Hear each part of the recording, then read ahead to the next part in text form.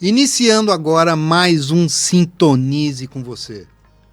Hoje eu convidei a Paula. A Paula já foi entrevistada por mim no Papo de Terapeuta e hoje eu trouxe ela aqui para falarmos não de um assunto, mas nós vamos ampliar um pouquinho a gama. Paula, seja muito bem-vinda. Muito obrigada. Eu sei que você, como psicóloga, está ampliando um pouquinho, né, os trabalhos da sua clínica. Sim. E eu gostaria que você me explicasse isso depois da vinheta. Certo.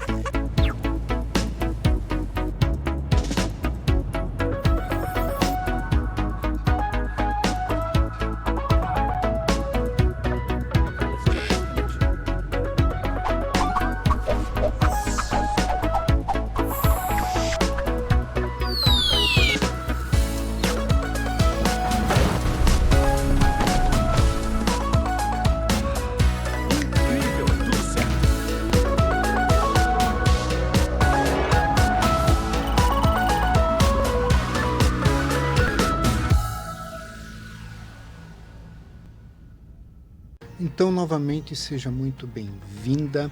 Eu gostaria que primeiro você explicasse um pouquinho sobre o seu trabalho e sobre esses novos grupos da clínica. Então, sou psicóloga de formação, né? E sou apaixonada pelo que eu faço. Não me vejo fazendo outra coisa que não seja o fazer psi de diferentes formas para diferentes pessoas, diferentes demandas, diferentes lugares, né? Eu acho que o lugar da psicóloga não sai de mim nunca, Marco, né? Então, assim, isso é muito bom, assim. E uma questão que eu tenho da psicologia é de tornar ela acessível a todos, né? Então, assim, cada vez mais eu busco recursos, formas para levar, né, esse conhecimento, esse autoconhecimento, insights para a vida para as pessoas. Sem que as pessoas tenham uma demanda real e forte para uma terapia específica. Isso, né? Porque nem sempre a pessoa tem tempo, tem vontade, tem motivação, ou isso causa um estranhamento para ela. Mas ou tem quer encarar formas. algum monstrinho que a gente tem, todos temos. Todos temos, ou quer encarar. Muitas vezes a gente não quer enfrentar e tudo bem. E tudo bem, né? Eu sempre digo assim, ó, tem a hora, o momento e com a pessoa certa. Né? Só é importante a gente não esperar adoecer, ter um sintoma, ter algum conflito mais grave para daí procurar, tá? Então, assim, através tanto das cartas de insight, que vocês já conhecem, depois a gente pode tirar uma juntos, como agora dos grupos, né, que se chama Lentes da Consciência, que são diferentes temas abordados, né? Um tema por mês, 2 encontros em cada mês. Né? Por exemplo, o mês de abril foi eu e a minha relação com o dinheiro. Então, eu e uma outra profissional que é da área financeira, a Fábio. Então, a gente fez 2 encontros. Primeiro encontro, uma sacudida, tomada de consciência nessa área. E no segundo encontro, a partir dessa tomada de consciência, um plano de ação naquilo que está desconfortável para ti. Agora, o mês de maio, em função do mês, né, da questão do Dia das Mães, é eu e a minha relação com a maternidade. Não exclusivamente para quem é mãe. Eu, por exemplo, não sou. Mas a gente tem muitas formas de maternar. Então, deste lugar do maternar também, o que tu quer olhar? Tem, inclusive, a automaternagem. Como é que tu tá cuidando de ti da forma como tu gostaria de ser cuidada pelos outros? Também, tomada de consciência, plano de ação na área, né? Em junho, eu e minha relação com sucesso, uma outra profissional e eu juntas. Então, assim, o que é a ideia? Que ao longo do ano, diferentes temas em grupo, porque também essa troca, às vezes eu não tô me dando muito conta, mas a outra pessoa traz uma questão. Opa, eu também me identifico, né? Então, assim, e lá no final do ano, eu e minha relação com o futuro. Que daí, final do ano, vamos planejar 2027 e vejo o que eu quero mexer na minha vida. Mudança de ciclo, fecha um ciclo, abre o outro. Isso, exatamente. Aqueles planos que todo mundo faz e ninguém segue. Então assim, é colocar no papel, inclusive, tá? E lentes da consciência, eu ia dizer isso antes, é porque muitas vezes a gente tá usando um óculos, quer ver, troca comigo o teu óculos. Coloca o meu. Como é que tu tá enxergando?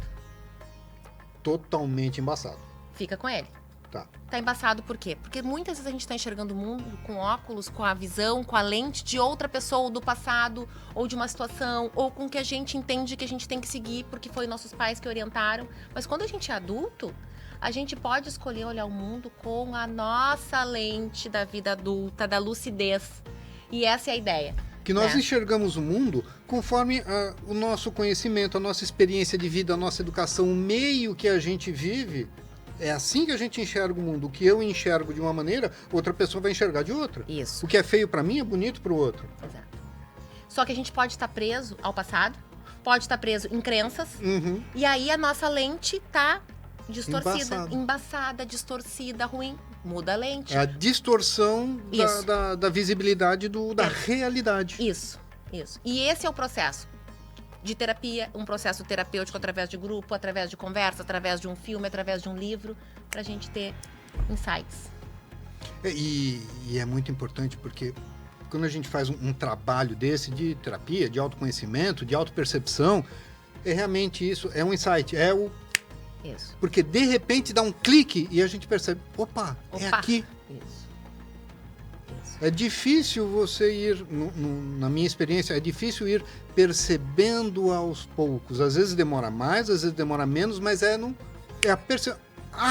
Clareou. Clareou. E aí é importante, tá? Clareou, precisa dar um novo passo, que seja pequeno. Porque senão o que acontece? Eu volto pro mesmo lugar, tá? Então, assim, eu tô até me lembrando de uma situação de ontem, eu atendendo um menino, estudante, e ele teve um insight, assim, fantástico. E ele teve um ataque de tosse. E ele dizia, Paula, me dá uma água, abre a janela, porque aquilo foi tão... E, assim, realmente fez um barulho dentro dele, né? E, claro, esperei, dei uma água e tal, passou, e aí a gente refletiu sobre isso, e ele disse assim, tu acha que a minha tosse foi do que eu me dei conta? Eu digo, olha, eu acho que sim também, né? Sim. Mas é isso. E aí a gente... Então, a partir do que tu te deu conta, vamos planejar 2 ou 3 novas ações que tu pode fazer em relação a isso. Saiu de lá com um plano, né? Então, isso é bem importante.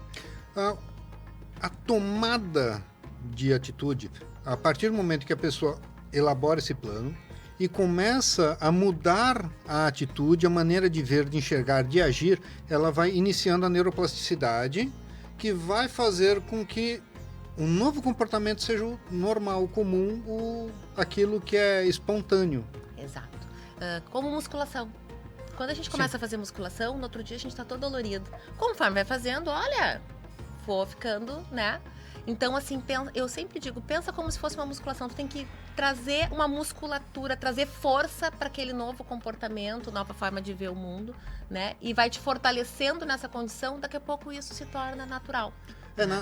Nas primeiras vezes é uma mudança de atitude que precisa ser pensada, racionalizada. A gente pensa, opa, peraí, preciso agir de outra maneira. Isso não é assim. Eu preciso enxergar diferente, analisar, pensar, mudar a minha maneira de enfrentar determinadas coisas. Mas a partir do momento em que a gente vai se percebendo, racionalmente mudando, isso daqui a pouco acaba ficando fluido, né? Fluido. Eu digo que um bom exercício é a gente se tornar observador de nós mesmos. A gente é craque em observar o outro. Sim. Isso, o outro, isso, aquilo.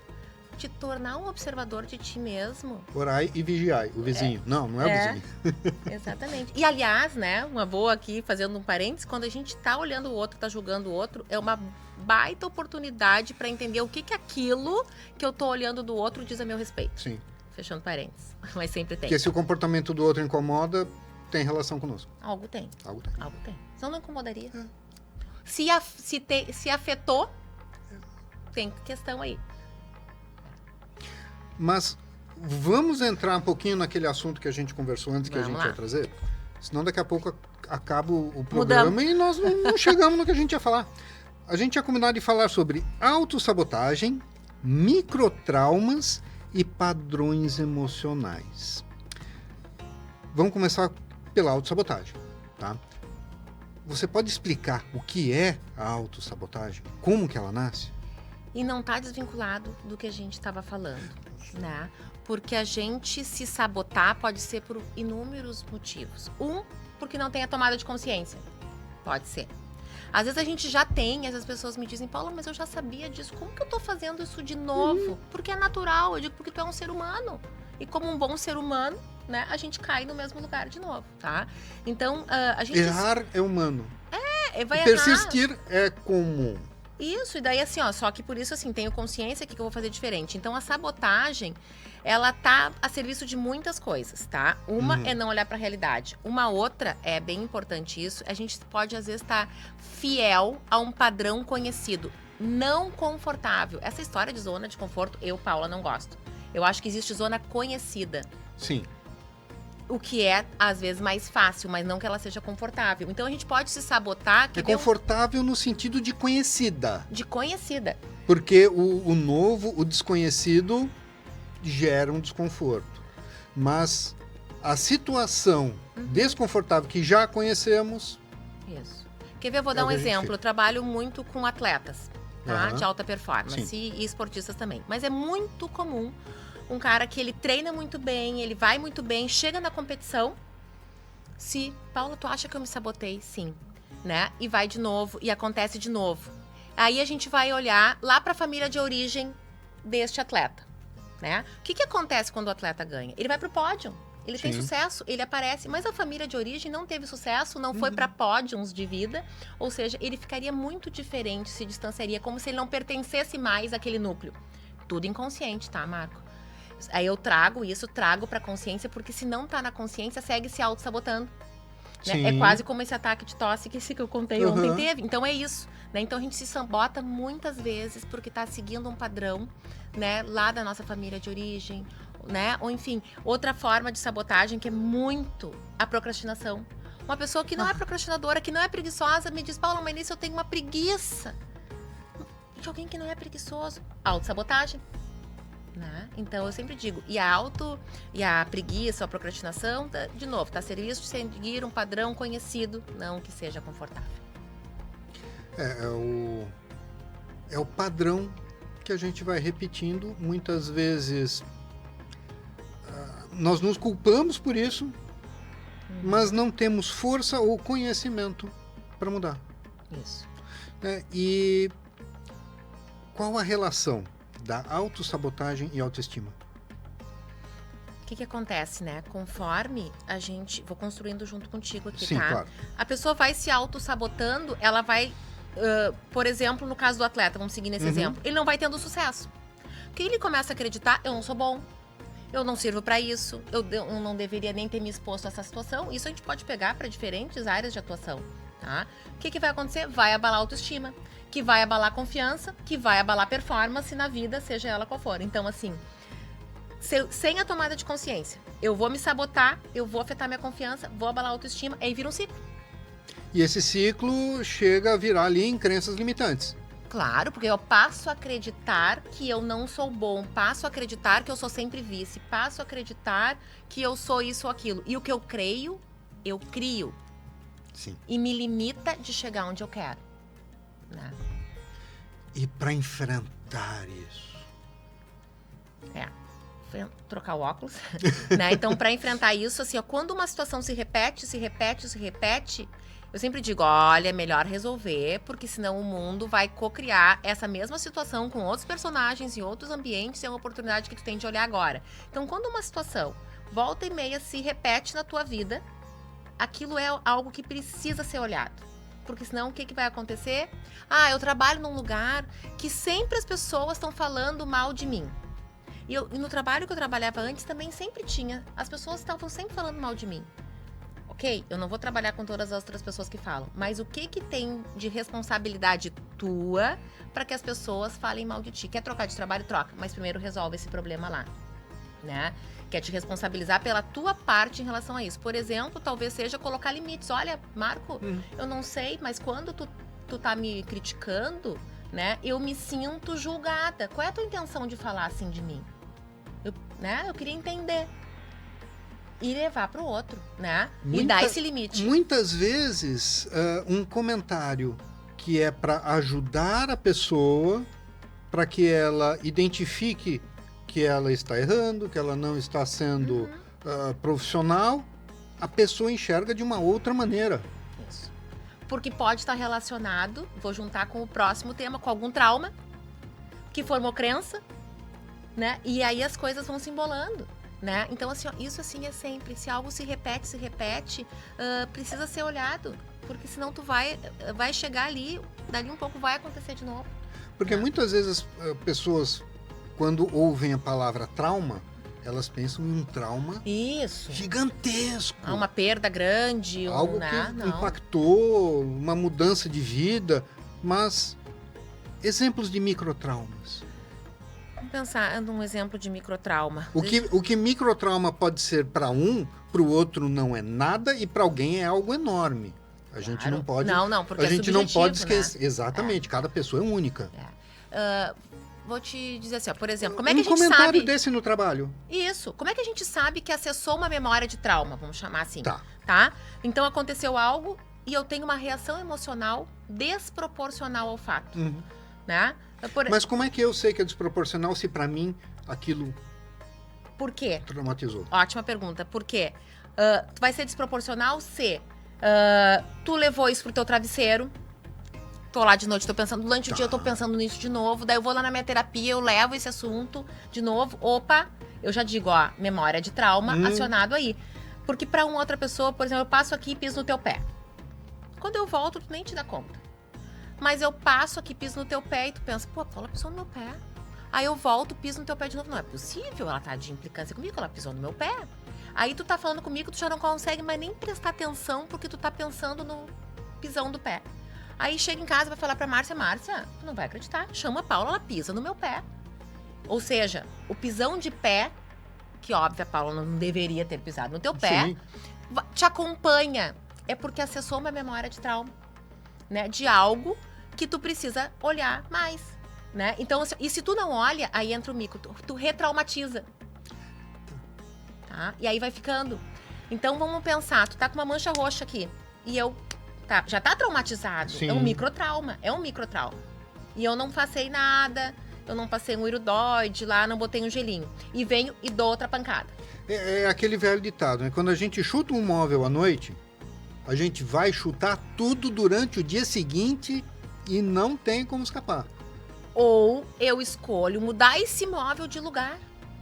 Eu escolho botar algo que me proteja quando eu passar nesse móvel para não bater. Né?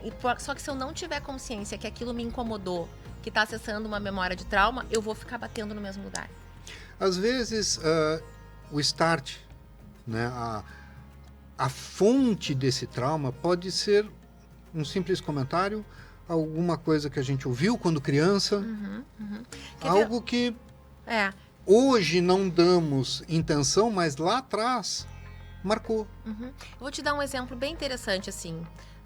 me veio agora. Que eu acho que sempre com exemplo é mais fácil, tá? Sim. Uma pessoa que ela viveu uma história de abandono, tá? Ela viveu uma história grave de abandono. A gente trabalha muito sobre essa história. Mas volta e meia, né? Aí eu tô atendendo essa pessoa online um dia. Tô atendendo. Logo que começou a pandemia, que começou os online, né? E aí, claro, ela não podia me ver. Ela sempre fazia presencial, mudou o jeito.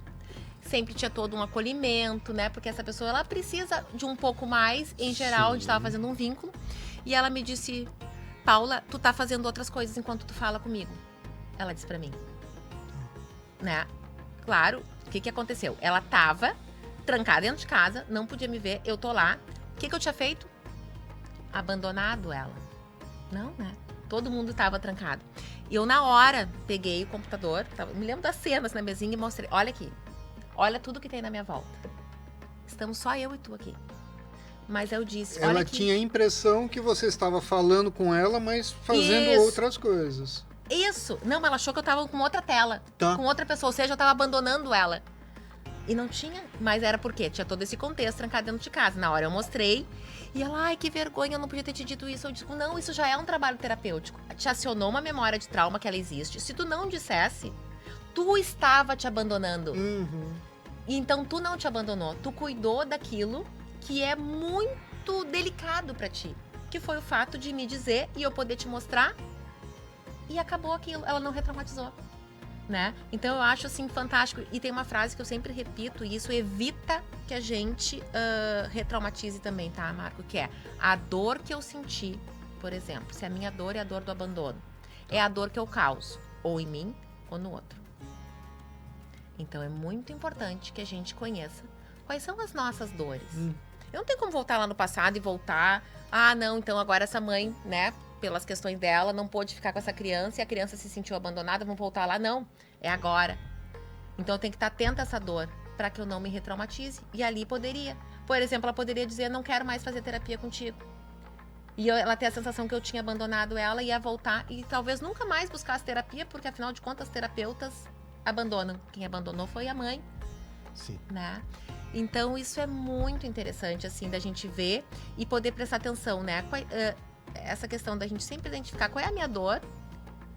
Em geral, é aquilo quando me causa uma reação desproporcional ao fato, é porque acionou aquela memória de dor. E é uma oportunidade que a gente tem de olhar para aquilo e dizer algo, e perguntar, e ver o que aconteceu realmente pra gente não se causar essa dor. Vou trazer um caso real. Tá. Uma pessoa sempre fala que o pai dela nunca estava presente. Uhum. Ele estava em casa, mas ele não estava presente. Ela lembra dele sempre atrás de um livro, atrás de um jornal. Ela fala, ele cruzava os pés e colocava a gente sentado no pé e ficava balançando. Mas ele não estava com a gente, ele estava lendo jornal. Eu vejo como sim, ele estava ali, estava presente, ele tinha contato com os filhos, mas para ela vê isso como um abandono, talvez uma falta de proximidade. Sim. Como que você analisa isso? Essa pessoa, tu sabe a idade que ela tem essa memória? De que idade era? 3, 4, 5 anos. Isso. Então, ela era pequena. Isso é a criança. A criança não tem toda a consciência que o adulto tem de ter... não, ele tá aqui, mas ele estava preocupado com outras coisas, ele tá fazendo o melhor que ele pode. Não tem toda essa compreensão. A criança é o sentir. O que ela sente ali é o que fica como verdade, que vira uma crença, que vira uma forma de enxergar o mundo, né? Então, começa lá pequeno. Se tu não olha para isso, por exemplo, não diz isso em voz alta para alguém que possa te ajudar a pensar e tu ressignificar essa cena, tu funciona assim no mundo, né? Então, se eu me sentia ali com um pai ausente, com alguém que não me dava atenção, que eu estava sempre ali carente, eu posso, por exemplo, cocriar na minha vida relações de codependência.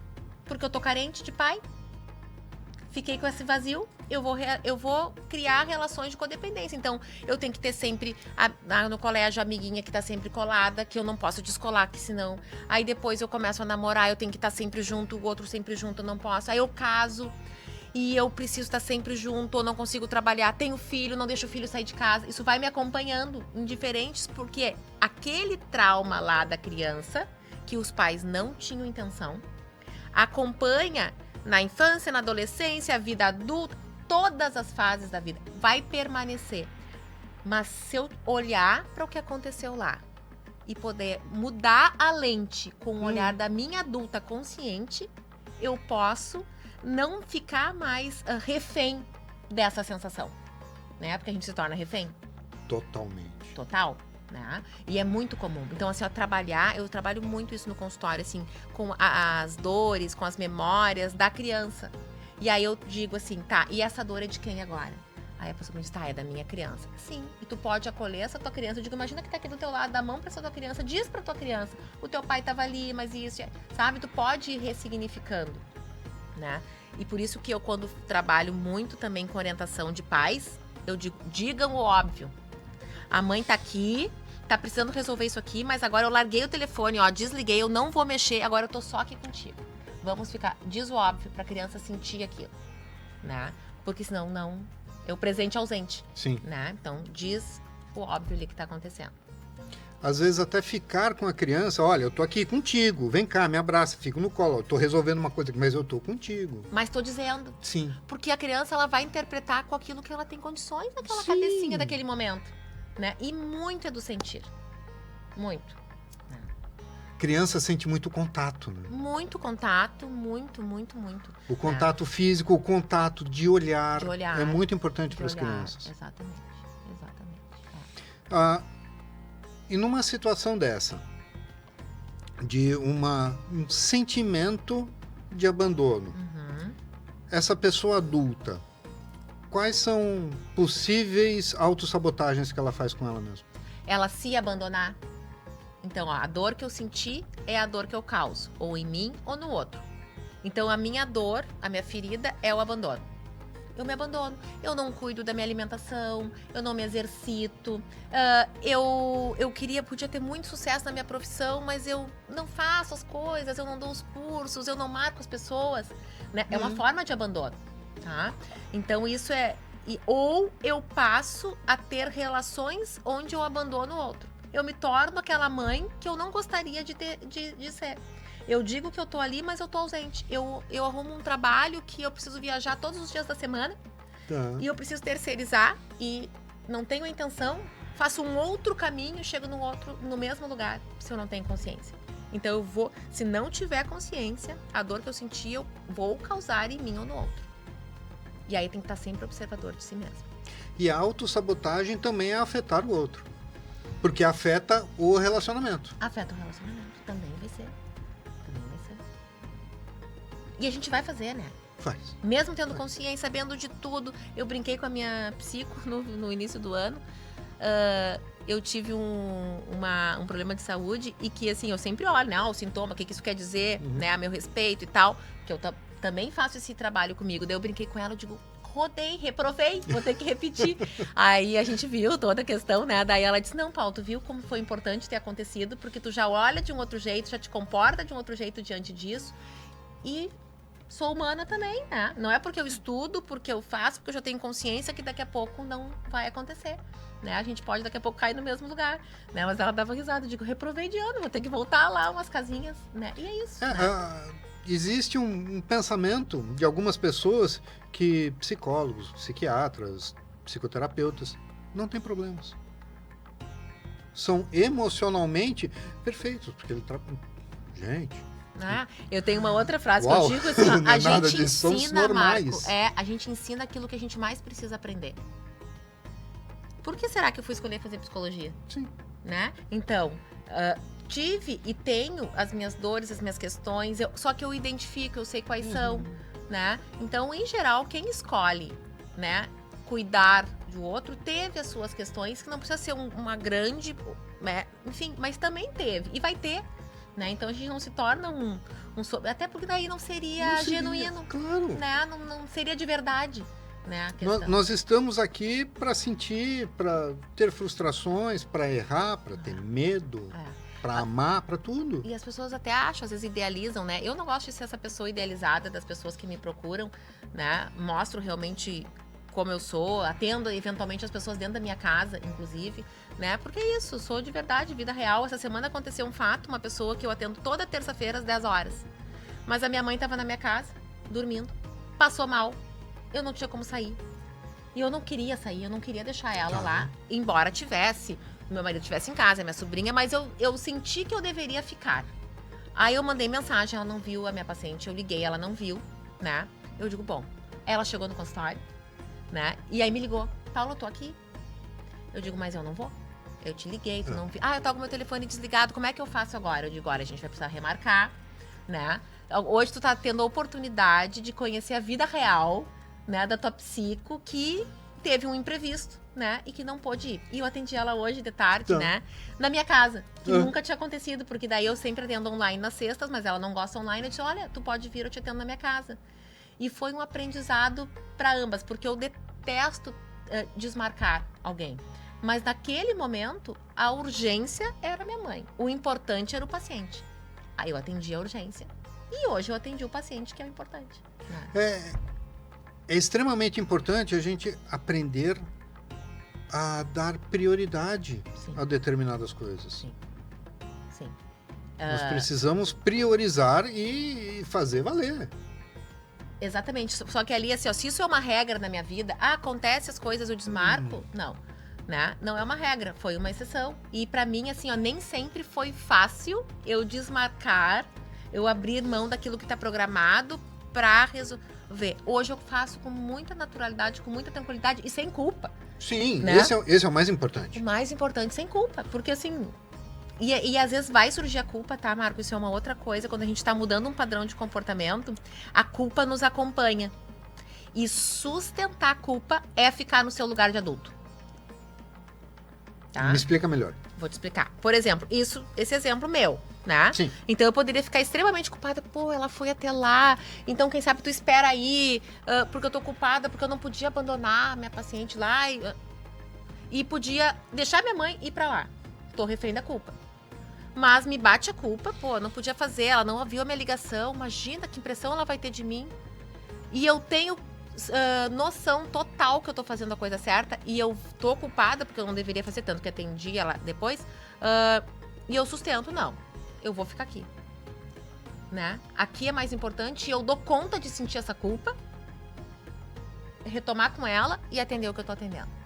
Agora eu vou me livrar de um sentimento de culpa. Vamos lá. Que eu tava me esquecendo de alguma coisa. E Vamos ver. a Kaluki, ela fabrica vários e vários temperos e eles estão apoiando o Sintonize com você. Olha que Então legal. aqui nesse kitzinho nós temos creme de alho, Olha. passar no pãozinho, colocar na churrasqueira, Alho frito. alho frito Ah. e é bem sequinho, uma delícia. Aqui é o outro. A tampinha caiu, mas Caiu. tá lacrado. E um salzinho grosso Olha. temperado. Não, se tu não anuncia, como é que a gente vê tudo isso? Vamos ver se tem cheiro. Não tem. Exatamente. Muito Pode bom. abrir porque é seu.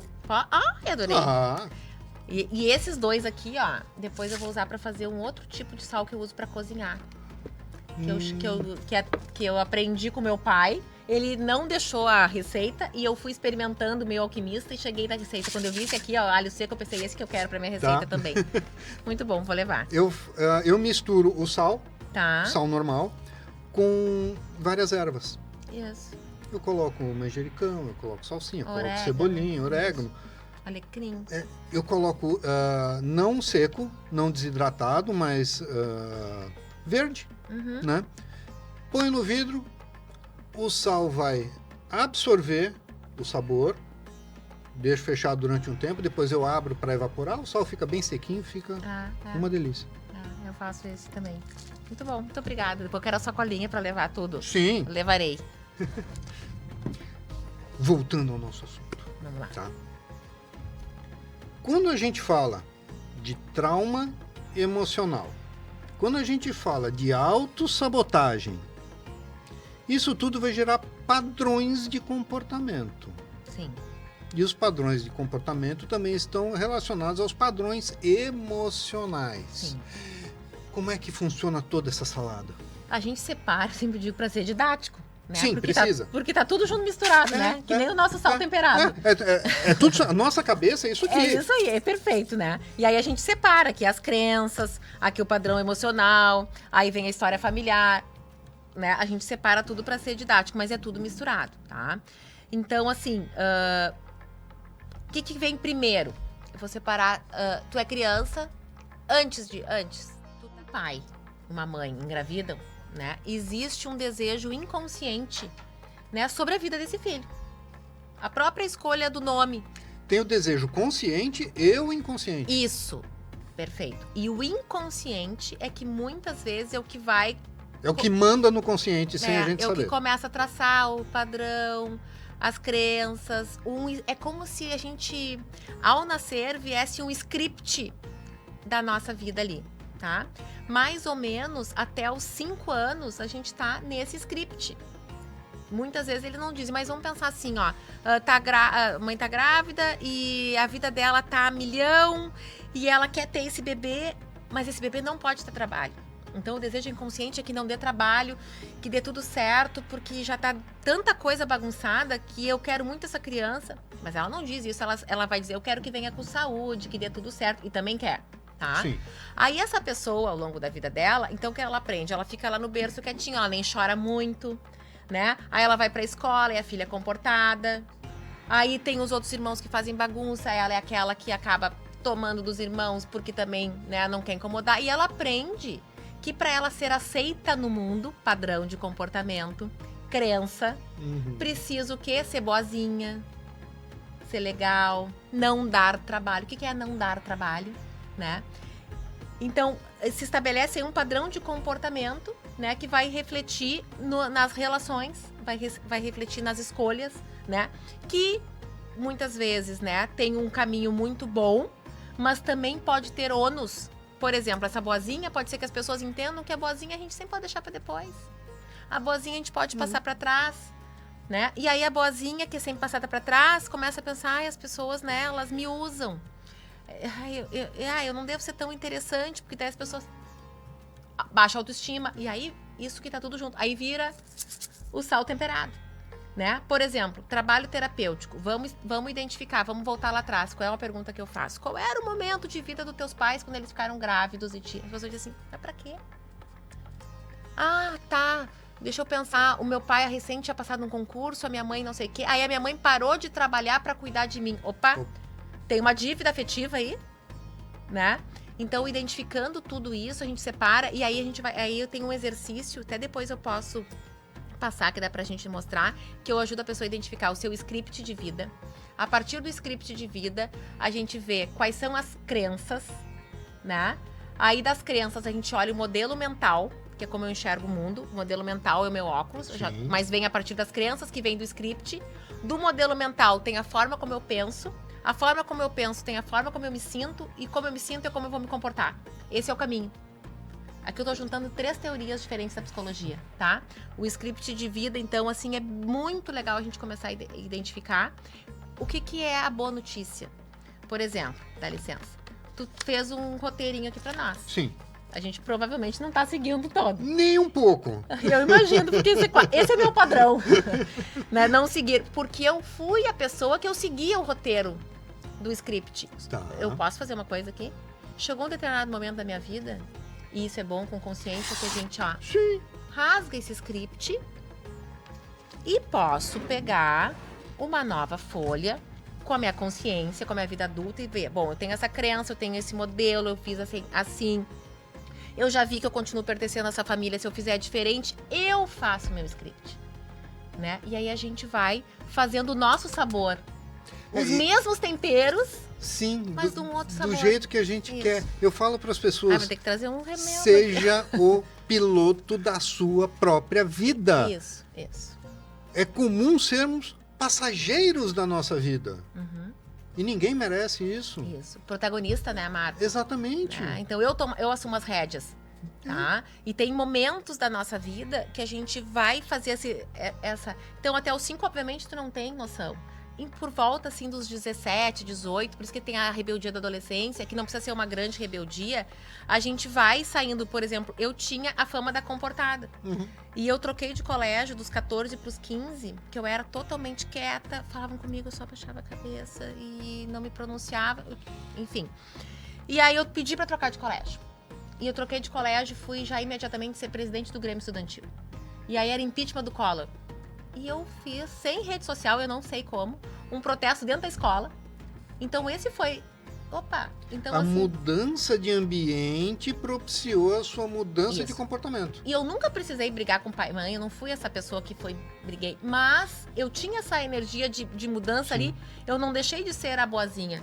Mas eu não tolerei injustiças, por exemplo, não nos deixavam protestar na rua. Era um colégio de padre, né? Eles deixavam a gente dentro do colégio.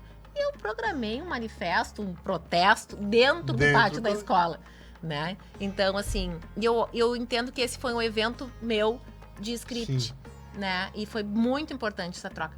Tive a minha repercussão, que eu fui convidada a me retirar dessa escola, porque eles entenderam que não era um comportamento adequado. Sim. O meu pai saiu muito orgulhoso comigo da escola, de braço, né?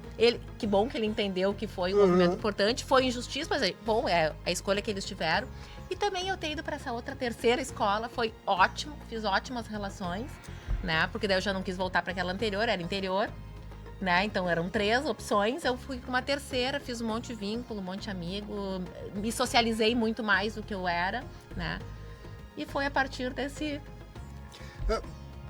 No caso, se você só pudesse voltar para a escola anterior. A primeira. Hoje, como é que você acha que seria esse retorno? Fácil, difícil, iria puxar para o comportamento anterior? É muito interessante, porque assim, as pessoas que eram dessa primeira escola, quando eu fui pra segunda e pra terceira, aí eu me tornei amiga. Porque daí eu já não tava mais refém daquele comportamento de quietinha, de envergonhada, que naquele ambiente eu não conseguia, né, fazer diferente. Sim. Tá? Então, assim, ó, a gente também, e quando eu atendo adolescentes, eu sempre mostro também que quando eles começam a protestar, começam a fazer coisas assim, claro que a gente vai dar o limite necessário, né? Mas é uma forma de a gente ir criando a nossa identidade, aquilo que a gente quer, que a gente acredita, conforme a gente, né? Aí os pais vão dando os limites para ficar algo adequado, obviamente, Sim. né? Quando eu conto isso que eu fui, né, convidada a me retirar, e eu atendo muito adolescente, eles me olham assim, o que tu fez? Como assim, né? Sim. Aí eu tenho que contar a história pra... Né? Mas Não, assim. e isso é muito bom para criar esse vínculo com Sim. os pacientes. Uhum. Porque... Eu não posso contar de primeira, né? Senão não vão achar assim, o que é essa? Sim. Mas é importante porque muitas vezes o próprio paciente vê o terapeuta como alguém distante e aí ele não se abre. Sim. Tem dificuldade. Com certeza. E é absolutamente normal. É. Mas eu quero aproveitar essa pausa para falar com quem está nos assistindo. Você pode entrar em contato comigo através do telefone, Instagram, eles vão aparecer aqui na tela, e pedir para entrar na comunidade do Sintonize com Você.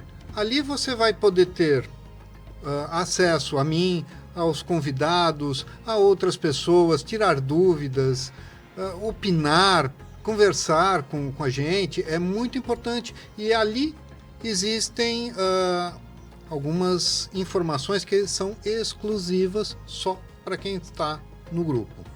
Tá? Então, não perca a oportunidade. E se você quiser apenas entrar em contato para fazer alguma pergunta, para questionar, fique à vontade que os canais estão abertos.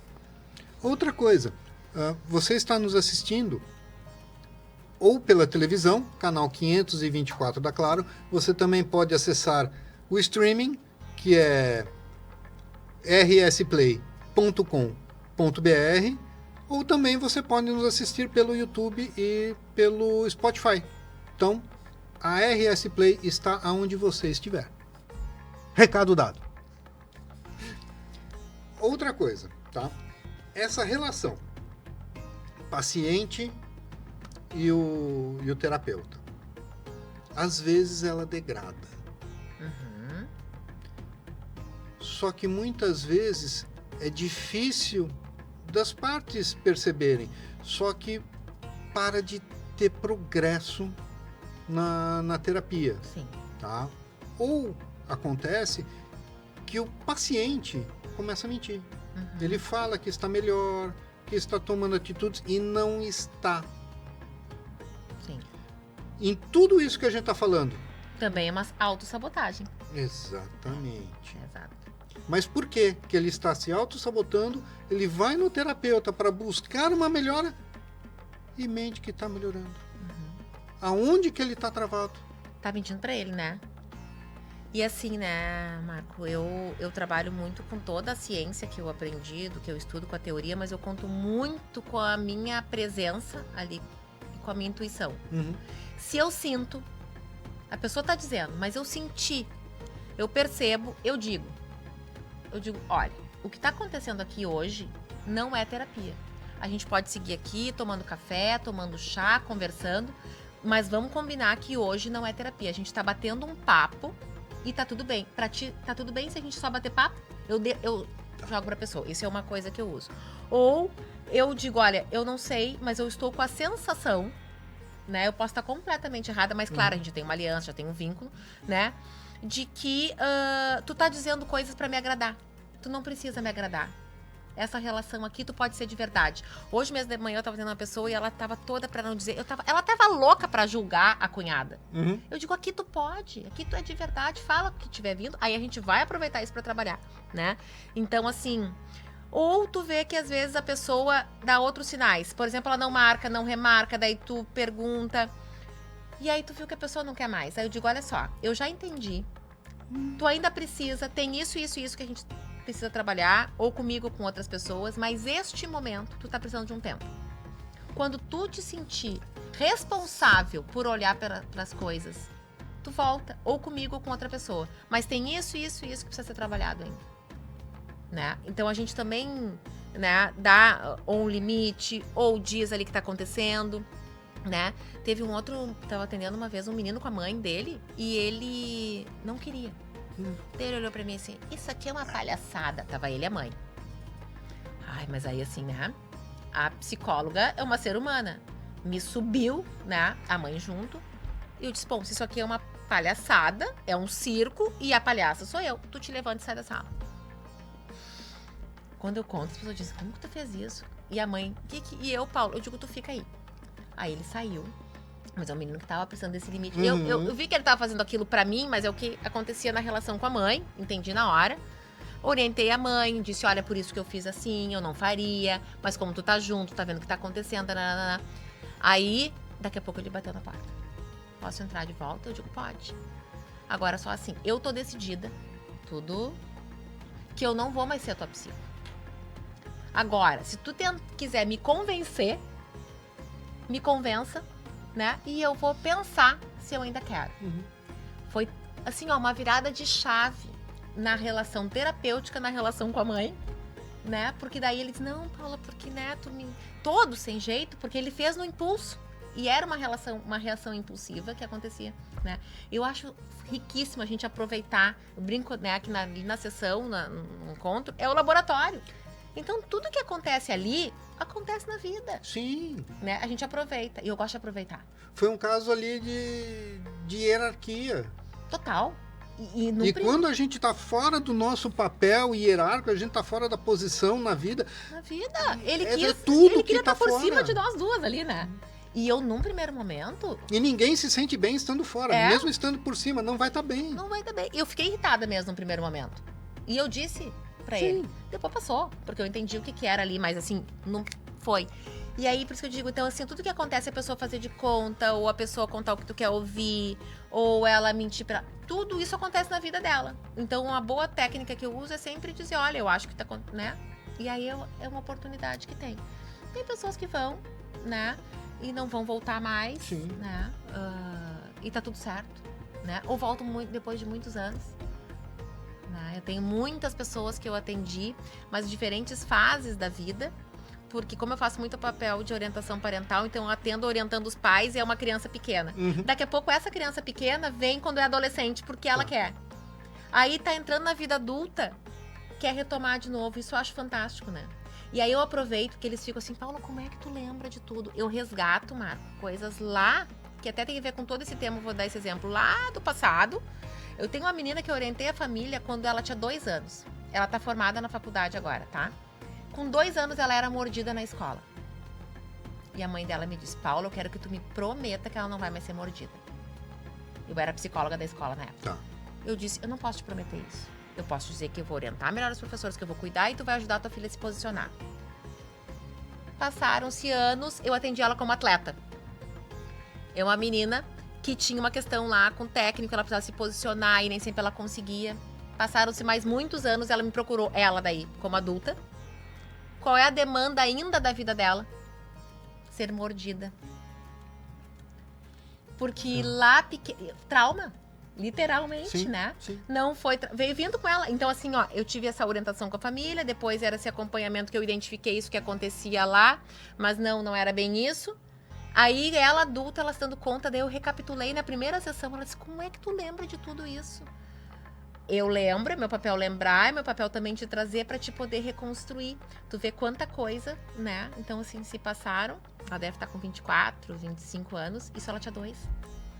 Né? Então é lindo assim da gente ressignificando, né? Mais de 20 anos atrás, e isso precisa trazer para poder ser trabalhado e resolvido. Para poder ser trabalhado e resolvido. Né? E é trabalhado de um jeito aos 2, com outro jeito aos 14, mas isso está acontecendo ainda porque não foi aprofundado. E eu acabei de olhar ali pro lado e vi o reloginho. Estamos chegando no final, temos só mais alguns minutinhos. Eu vi que você trouxe algumas coisinhas aí. Sim. Trouxe 2 coisas pra ti. Um descomplexo vitamínico. Vou te medicar. Descomplexo vitamínico. Vitamínico. O nome do espaço lá da clínica é Unstuck que Uhum. quer dizer desempacar, desacomodar, sair do lugar, né? Para descomplexar a vida. Então, para os pacientes lá, eu digo, eu vou te medicar. Então, é um descomplexo, dentro de cada cápsula tem uma frase. Vamos ver que medicação tu tira para ti aí. Vamos ver aqui. Que são tudo instrumentos, né, Marco, assim, que facilitam a aproximação, que também, assim, a pessoa sai com algo, dá um significado, né? Não é terapia, mas é terapêutico. Não, tu tem que abrir a cápsula. Não, já. Já abriu. Eu quero ver ele ler agora ali, ó. A letra é bem miudinha. Deve ser uma letrinha daquelas Pra caber que... toda a frase. Prestar atenção na vida é o que a torna interessante. Ó, que eu já disse, né? A gente se tornar observador de nós mesmos. Sim. Né? No que é bom, no que não é bom, no que é confortável, no que é desconfortável. Quanta coisa boa que a gente não aproveita porque não presta atenção e quanta coisa ruim que a gente fica preso Sim. porque não presta atenção e Fica não aí sai daquilo. hiperfoco naquilo, né? É. E as minhas cartas de insight, né? Que é o criei o ano passado. E são cartas de insights de sessões de terapia. Que uma paciente uma vez me disse, Paula, esses insights que a gente compartilha no final, assim, porque eu sempre pergunto no final da sessão pra pessoa, o que tu aprendeu a teu respeito hoje? De novo, pra sair com algo e poder pensar em ação pra vida, né? E a pessoa diz e ela tem um caderninho que ela escreve. E aí eu comecei a gravar vídeos, né, sobre isso, e aí eu tinha vontade de ter umas cartas, daí eu escrevi as cartas, então já vai sair volume 2, porque não param de sair insights, né, conforme a gente vai fazendo. Então eu vou fazer o exercício contigo, que eu acho que eu já fiz outra vez, não fiz? Fez.